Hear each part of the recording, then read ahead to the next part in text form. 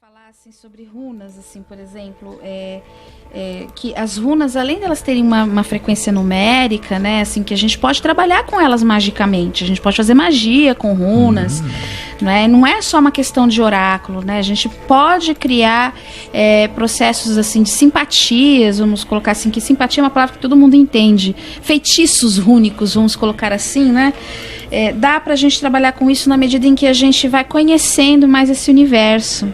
Eu vou concluir um pensamento que eu tinha começado antes a respeito das runas, né? Que essa questão, porque as runas estão conectadas com números, né? E, na verdade, assim, números que eu digo não são números exatamente como a numerologia pitagórica, tá? Isso é importante, a gente pode fazer essa relação também. Mas você também, o que eu quero dizer com isso é que runas são frequências numéricas, que assim, vocês já ouviram falar de frequências de som, né, e que os cientistas eles colocam aquela frequência de som e aquele som na areia ele vai criando uma mandala geométrica ali. Eu não sei se vocês já viram isso, dá um Google, procura no YouTube que vocês vão encontrar, né, geometria sagrada. Então, assim, a frequência de som criando formas. O que cria uma forma geométrica é uma frequência numérica. Então, som, número e geometria tá conectado. E por isso que a gente diz assim que as runas, elas são as frequências que criaram o nosso universo manifesto. Por exemplo, a gente não tem Kabbalah.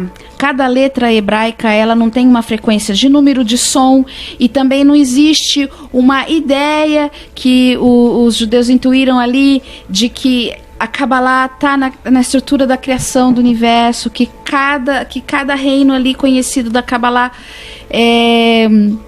representa uma dimensão, né, conectada com o nosso universo conhecido.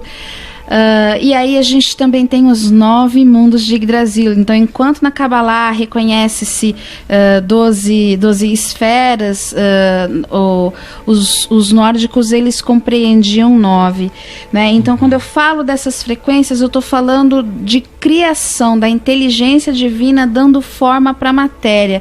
É um processo bem interessante, por isso assim que Runa está muito conectada com essa questão de autoconhecimento, e por isso que a gente consegue acessar presente, passado e futuro, porque isso fica gravado e registrado na memória do universo. Falou que as runas tem muito a ver com números, né? E o que não sei se vai ser correta a pergunta que eu vou fazer, mas você vai conseguir entender. O que as runas... Ou melhor, o que as runas ou a numerologia, o que uma pode agregar à outra? Porque a numerologia é só números. Então, como eu falei, assim, a numerologia rúnica, ela assim, lembra um pouquinho a numerologia pitagórica, porque a gente divide, né, 1, 2, 3, 4, 5, 6, 7 e 8, aí a gente tem 3 divisões, 3 frases, né, cada uma conectada com um número, né. E aí, se você fizer a somatória da sua data de nascimento, por exemplo, você vai chegar num número que vai ser a sua runa regente, né? Então, assim, o número... É que eu vou ter que ser um pouquinho técnica nessa explicação. Quando você estuda astrologia e você pega a data de nascimento, você pega a frequência planetária, você começa a descobrir que nós somos matematicamente programados para funcionar como nós funcionamos. E isso daí vai mexer com tabus de muitas pessoas, e principalmente com o tabu do livre-arbítrio, né? Porque assim, existem pessoas que são matematicamente programadas para, vamos dizer assim, para extrema negatividade, tudo no mapa dela, e aí você começa a entender aquela dinâmica de comportamento da pessoa.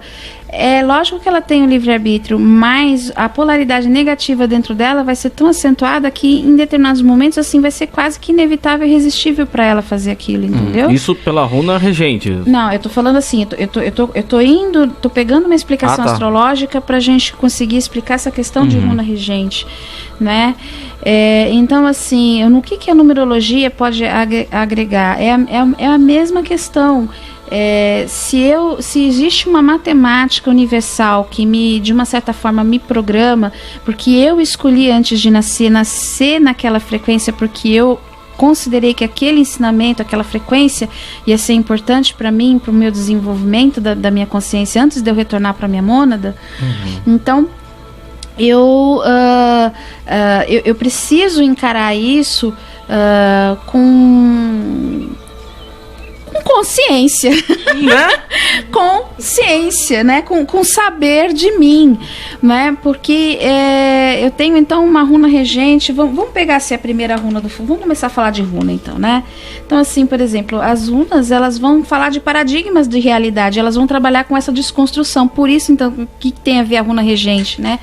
Ela vai trabalhar com esses paradigmas de realidade que você traz e com a sua desconstrução conceitual daquilo que ensinaram para você ser o que você é, mas que é diferente do que aquilo que você é, né? Então assim, o Jorge é uma máscara, te deram um nome, né? Te deram uma frequência, né, para você funcionar, mas assim, quem é você de verdade depois da máscara? Quem sou eu depois da máscara, né? A persona é isso que eu mostro aqui, é o que você mostra aí, é o que a gente mostra para as pessoas, mas quem é que está por trás disso? Tem uma consciência. Essa consciência realmente concorda em expressar isso de alguma forma? Porque quando a consciência não concorda, e isso ainda está muito inconsciente na pessoa, e aí entra a polaridade negativa da runa regente, isso vira doença. Isso pode ser, por exemplo, quando você está num grupo familiar, ou num grupo de trabalho, ou num grupo de estudo, você sente que você não se encaixa ali. Exatamente, assim, você sente que você é o ET da família, ou a ovelha negra, você é classificado, rotulado de todas as formas possíveis, e ninguém te entende. Isso é muito comum, é muito comum mesmo. E é um pouco triste, mas é o que é. Mas é triste assim, mas é bom quando a pessoa tem consciência disso. Então ela sabe que é a consciência dela sabendo. Se você descobrir a sua runa regente, você começar a entender um pouquinho do seu mapa rúnico, você vai entender melhor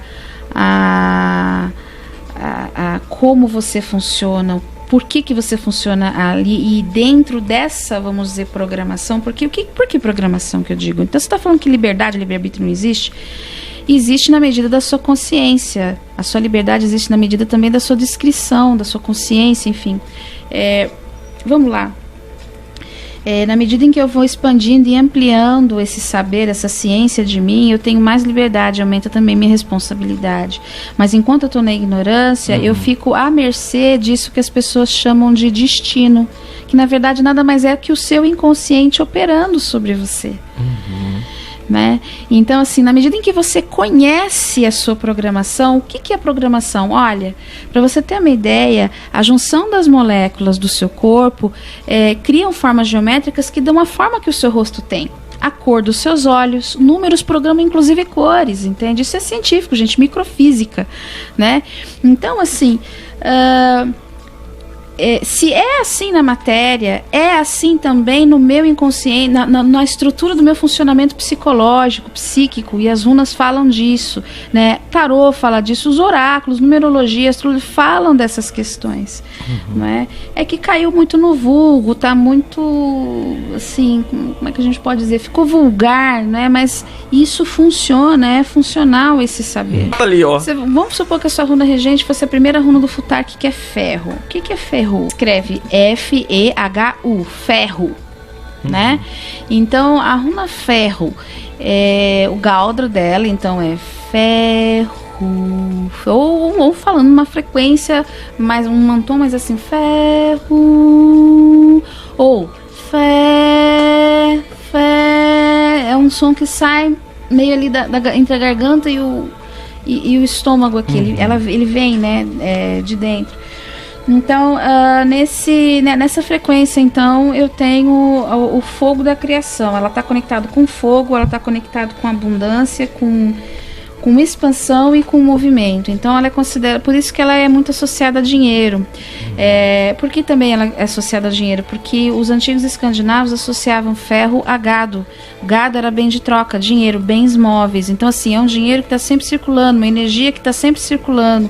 Então assim, se eu tenho, por exemplo, uma runa regente como ferro como uma runa regente, o que pode acontecer comigo em termos assim de mecanismo de comportamento?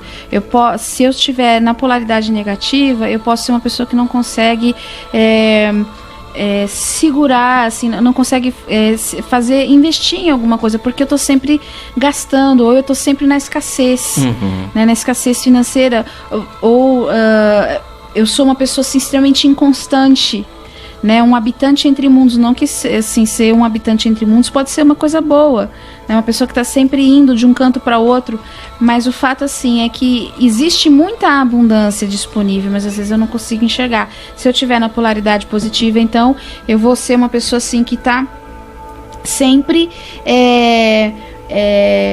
circulando com os bens, né? O dinheiro ele entra rápido, sai rápido, entra rápido, sai rápido. Né? Então, porque está conectado com fogo, é assim, é rápido. Por isso que a gente fala que as magias com ferro, que a gente fala, eu preciso de dinheiro para entrar dinheiro. Ferro, usa ferro, né? Mentaliza ferro.